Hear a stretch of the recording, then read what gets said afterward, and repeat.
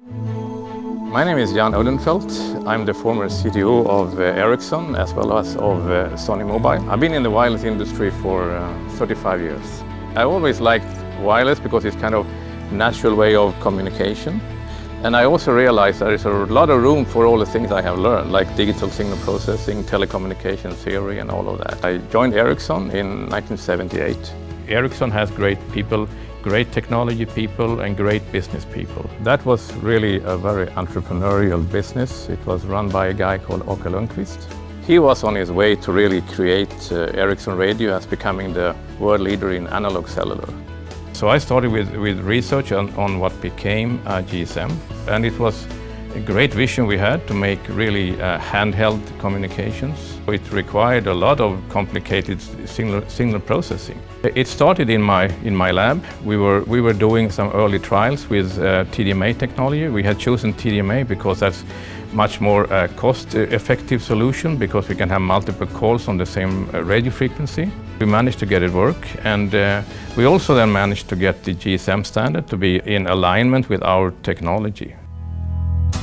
I kind of have two things that was driving me a lot. One was to win those standard games, standard wars basically. I think the real step is when getting products to the market, to be first to market. That is what really was driving me for all these generations. GSM was a big success, and it became much bigger than we ever thought.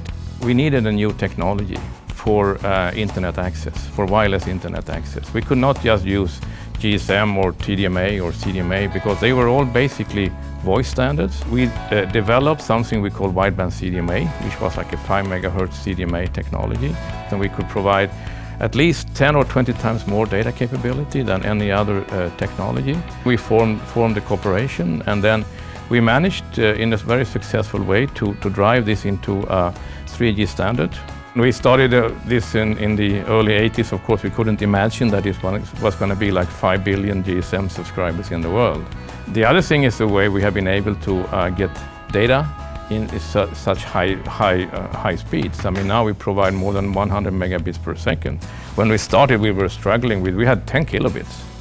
And I think the smartphone was a very important part of this. So we had the first touch-based smartphone in year 2000, the R380.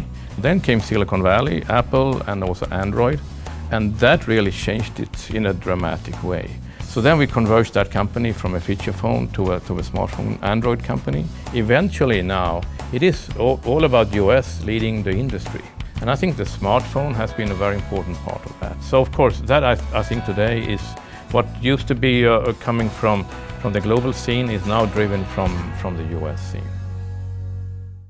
I have a wife, I have 2 children. They are almost grown up, 28 and 26. My daughter is local, my son is still in Stockholm.